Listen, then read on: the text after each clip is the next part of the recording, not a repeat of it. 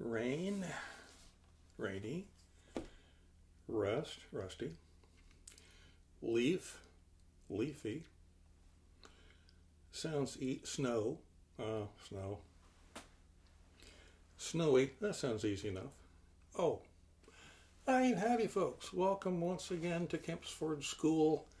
I was just going over some spelling lessons for my students from the Webster's Blueback Speller. It's good to see everybody once again. Some new people. Welcome to school. The ones who have been here before, they'll show you where to sit down. Yes, indeed. No, ma'am. Here on this side. Can you believe it already? It's December. Seems like it's been a long year, doesn't it? And it's December. I'm not through with March yet, even, of 1844. That's how backward I am.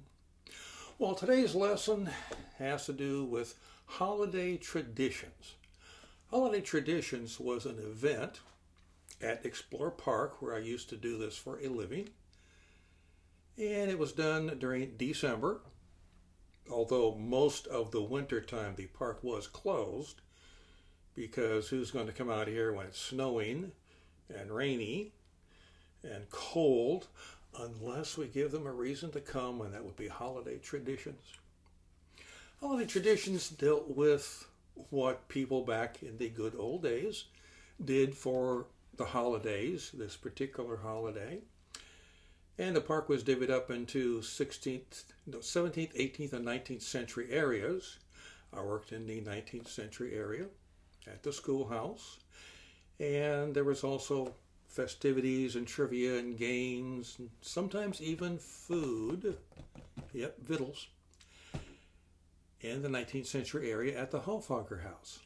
There was the Frontier Fort, Frontier Cabin in the 1700s, and since for the other area, the 17th century, it was the Native American village. Since they did not do Christmas, they didn't participate in the event, although some of the interpreters did cross over and put on appropriate garb to help out in the other two areas. This is what I did at the schoolhouse. Management was always very good about letting us interpreters figure out what to do, what to say. We're the ones who had to research all this stuff, so yes, indeed, we had the ultimate say in what was going on here. And this is holiday traditions. The event was held one day only, several times during December, weather permitting. Now, there was so much material that I hear in this channel, I can't do that all in one fell swoop. So I'm going to have to divide it up into several sections over several episodes. But for the most part, it went like this. It starts with history of and trivia concerning Santa Claus. That begins with St. Nicholas, who was a real person. He was a bishop of Greek descent who practiced in this time period, we call it the Ottoman Empire, the northern part of the Ottoman Empire. He practiced in what was then known as Anatolia, and in more modern times, your times for instance, it's Turkey. Scholars more or less agree that he did exist, although details like when, they differ. Could have been in the 2nd century AD, could be in the 3rd century AD, might have been in it just goes on and on. But that's where it really has its origins. Now advance the clock several centuries and we get to the Dutch in the colony of New Holland, New Netherlands, in New York, present-day New York City, which was called then New Amsterdam by the Dutch who settled it. And it went up the Hudson River Valley for a few miles. They brought with them traditions from the Netherlands that they were familiar with, and one of them was the tradition of, in the person of Sinterklaas, their version of St. Nicholas, as we would call it. Santa Claus was a person who showed up and put little treats in the clogs of little children. The children would put out the clogs the day before he came, and sometimes even include a carrot or two for the animals. And Santa Claus would, in exchange, leave behind little treats, sweets, presents for the good children. And he had a friend. He had, well, maybe friends of it too. He had an acquaintance, a helper. Zwarte Piet, Black Pete. Santa Claus's job was to hand out treats to the good, and for the bad. That's why Zwarte Piet was there. He had a sack, and if he came across any children that were bad, he put them in the sack and take them away. Where and for how? They're just gone. Well, that'd be the 1600s. In 1664, was it? Yes, look at my notes. In 1664, during one of the several Anglo-Dutch wars they engaged in, the English showed up to New Amsterdam and looked over the whole scene and said, "We like this. We think we're going to take a permanent residence here. Don't mind us. Just do as you're told." Well, the English brought with them their traditions, and one of them was Father Christmas.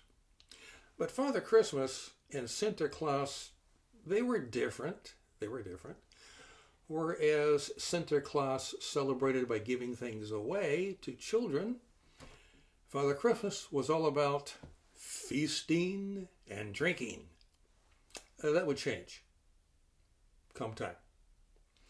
Forward the clock again to the American colonies and the first mention of a Santa Claus in the American colonies, which was rather early. It predates the Revolution.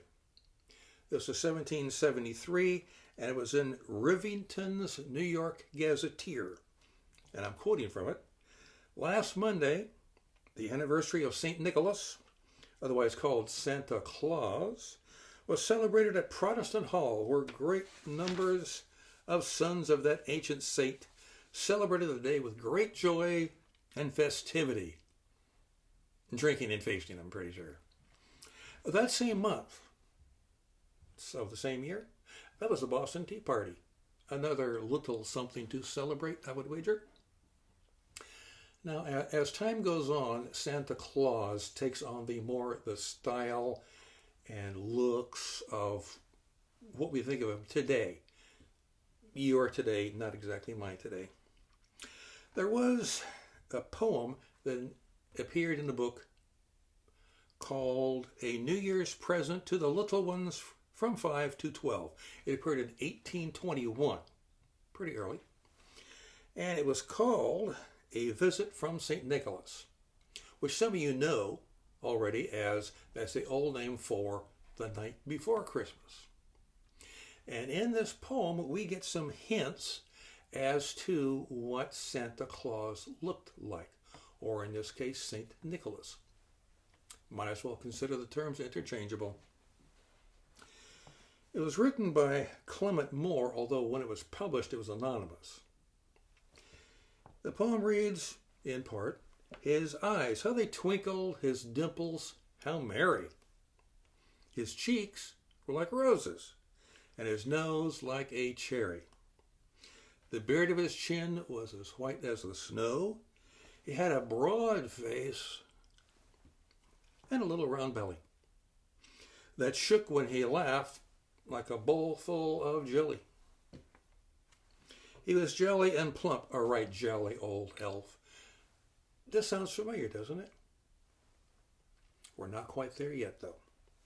Santa became more recognizable to us thanks to Thomas Nast, an illustrator for Harper's Weekly, and in one of the editions published during the Civil War, Santa Claus appeared, giving away goodies, not to children, but to Union troops out in the field.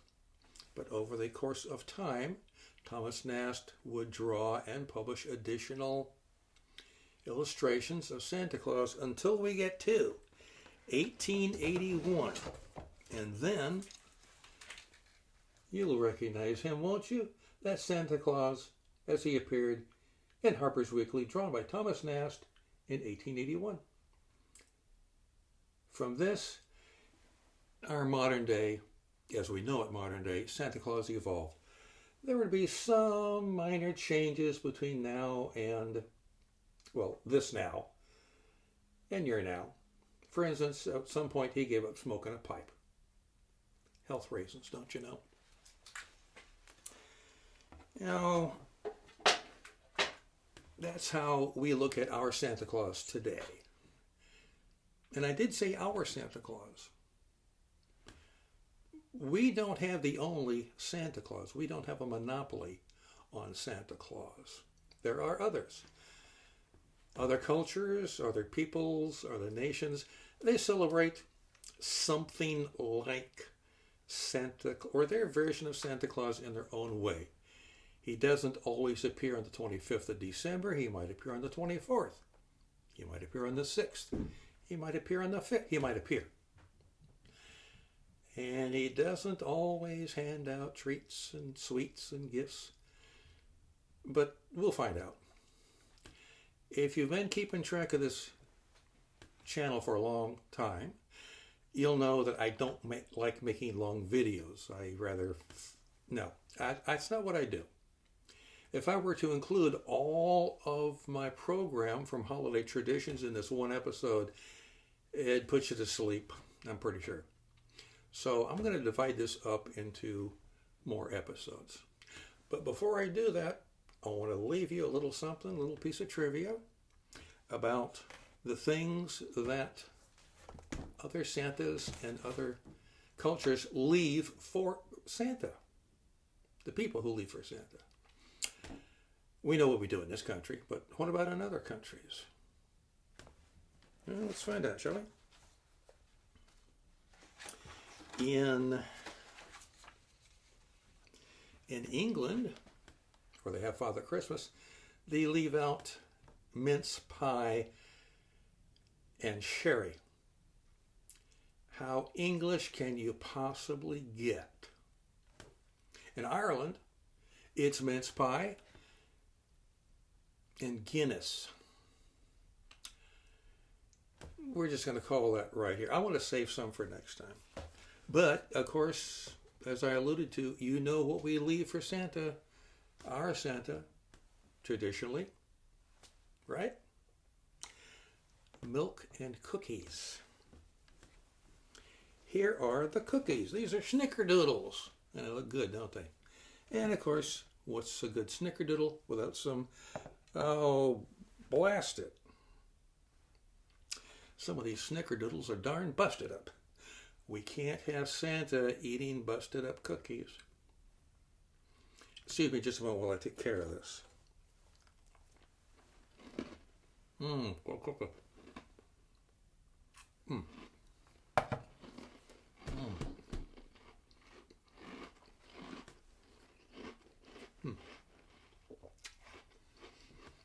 It's hard to beat a good snickerdoodle, isn't it? Well, I see that wasn't the only busted up snickerdoodle. There are several in here, and we cannot leave Santa things like this. So I'm just going to have to go take care of it. I hope you'll pardon me. So, thanks very much for coming. Hope everyone's doing well. Hope I've earned a like and a subscription from you people. It would help. Until next time, or until such time as our trails cross again, I have the honor to remain your most affectionate, loyal, and obedient servant, Dave Diggs. Coming to you from, of course, as always, a long time ago. Now, to rectify this error, I'll be back when I'm done.